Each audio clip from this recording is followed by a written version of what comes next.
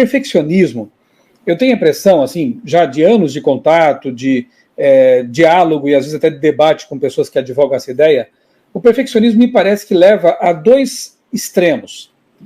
Um deles é, se a pessoa tem um bom domínio próprio, ela consegue, quem sabe, se policiar ou se privar de coisas, acaba desenvolvendo um certo orgulho espiritual, porque está acima, porque consegue. Sim. Por outro lado, há pessoas que acabam abandonando tudo porque não conseguem colocar em prática aquilo que o grupo pressiona para colocar. Frustram. Então, ou leva para um orgulho espiritual, ou leva para frustração e acabam, muitos deles, abandonando tudo, porque pensam assim, já que eu não consigo mesmo, quer saber? Eu estou fora. É mais ou menos isso mesmo? Claro, tem sempre aqueles que estão no meio do espectro ali e, como você disse, são pessoas sinceras, que estão buscando pelo motivo certo. Mas essa análise que eu faço aqui, ela é equivocada ou você percebeu que é mais ou menos isso mesmo? Não, é justamente isso e é bem na linha mesmo do que eu estava dizendo agora. A gente foi pressionado socialmente, né, a viver de acordo com o que aquela comunidade ali trazia para a gente. Mas com o passar do tempo vimos que era bom, como vimos também que tinham coisas ruins. Vou dar um exemplo. Quando nós passamos para a fé adventista histórica, ali era advogado o vegetarianismo estrito, né? E a minha esposa e eu, muito sinceros, em 3 meses e meio, nos tornamos vegetarianos estritos. Sabe qual foi o resultado disso? Minha esposa teve uma anemia Imaginei. tão profunda,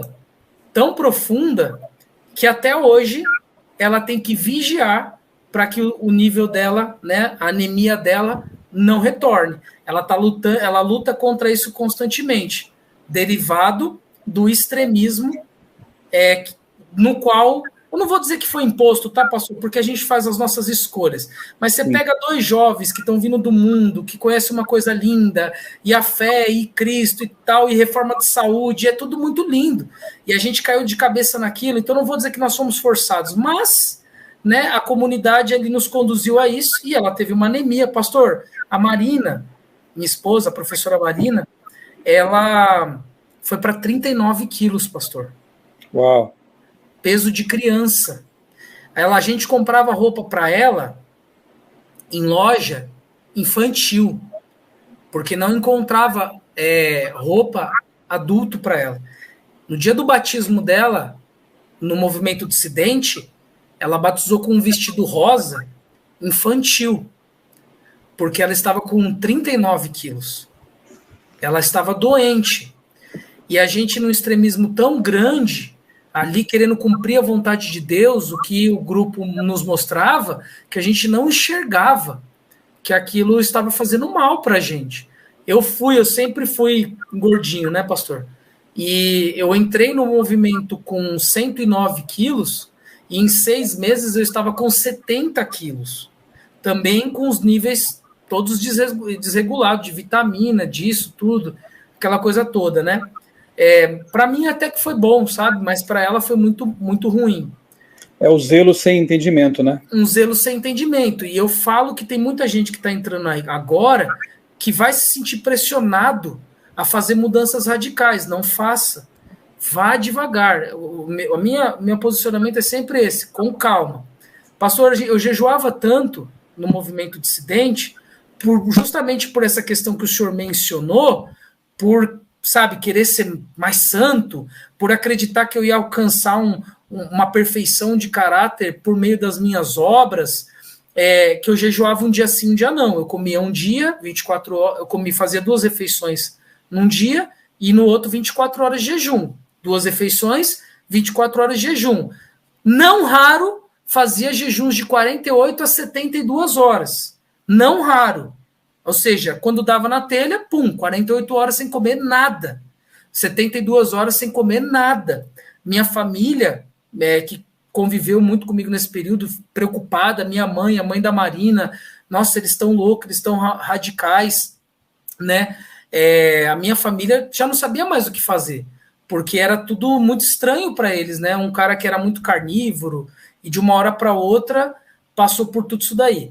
Então, pastor, existia sim um desejo de mostrar santidade através do que fazíamos, tá? Das reformas que advogávamos, tanto de saúde, como de vestuário, como reforma de música, como outras reformas. E é uma característica que, a princípio, é gostosa no movimento leigo. Você, a princípio, gosta daquilo, mas com o passar do tempo, você vê que isso se tornou um perfeccionismo. Porque se você virar para mim hoje, pastor Michel, se perguntar, mas Gabriel, você acha que é perfeccionismo ser vegetariano estrito? Não. Na minha crença pessoal, eu acho que é o plano de Deus para a gente. Na minha crença pessoal. Porém, a minha definição de perfeccionismo depois de ter sido um grande perfeccionista é o quê? É você querer chegar à cobertura de um prédio de 30 andares sem passar pelo primeiro degrau. Tudo tem um preço. Eu tenho que passar pelo primeiro degrau, pelo segundo, pelo 29º, pelo 30º e até chegar na cobertura. Então, quando você pula essas etapas, porque você quer mostrar alguma coisa, ou você está convicto de alguma coisa, aí se torna perfeccionismo. Entendeu? E foi o que nós vivemos. E não só para nós, mas também acusando familiares, acusando irmãos da igreja. Ah, mas você é ancião há 30 anos e ainda é carnívoro? Não, você é pastor e come carne, você não merecia estar nem recebendo dízimo. Né? Então, assim, acusações pesadas, entendeu? Então, tudo isso eu acho que hoje, a minha visão madura até o momento de perfeccionismo é isso. Cada um tem o seu tempo. A própria Ellen White só parou de comer carne poucos anos antes de morrer. Tô errado, pastor Michel? Sim, levou tempo, né? Levou um tempo para ela se adaptar à dieta. O tempo que o corpo precisa para se adaptar. Às vezes você vai demorar mais tempo ou menos tempo, né? Talvez aquela frase de Jesus dita aos fariseus deve ser repetida, e como ela é correta, né? Para muitas pessoas, porque ele disse assim, não é o que entra pela boca que contamina o homem, mas é o que sai dela, né? Então, veja, eu não concordo, eu defendo, né, essa reforma de saúde, também tem a questão dos animais, né? Eu não consigo mais conceber a ideia de você permitir que um ser vivo morra para que você se alimente dele. É uma questão minha, eu sou criacionista, eu amo os animais, né? Lógico que eu não sou vegano, eu sou um vegetariano, como a Igreja Adventista ensina, né?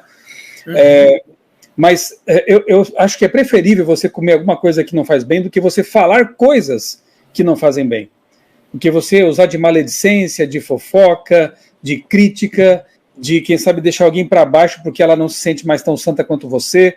Isso é muito mais poluidor, né? É muito mais nocivo, tóxico, do que você usar um ou outro alimento que, como Jesus mesmo disse, vai ser expelido depois.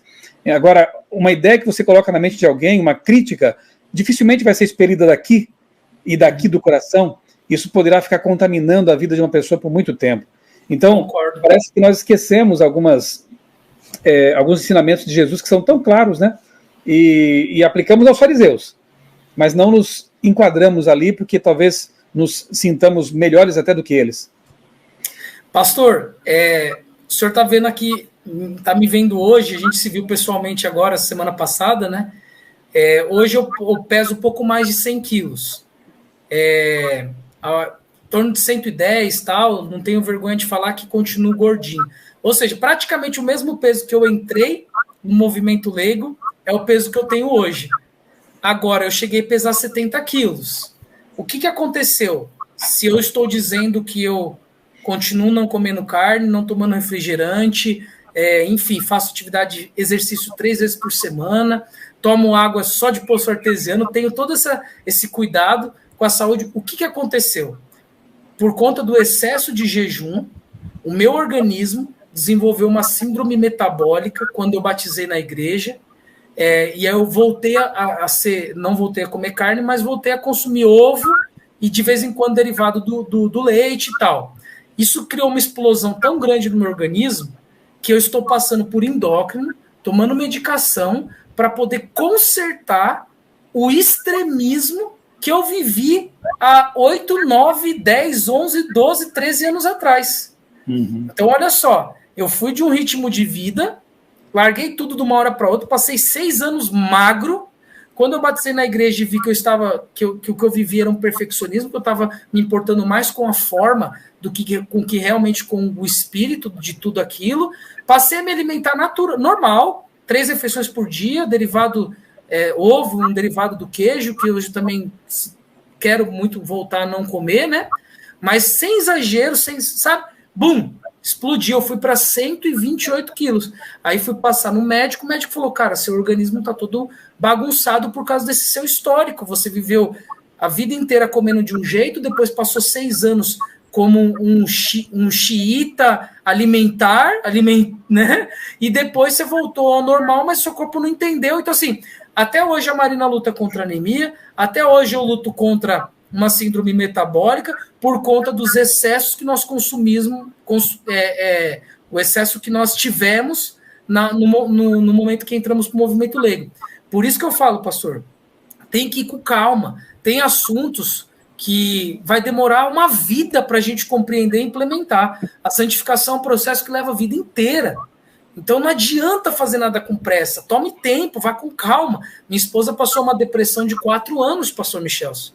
4 anos, porque ela tinha um estilo de vida totalmente urbano, né? E a gente se isolou no meio do mato e passamos a viver uma vida totalmente fora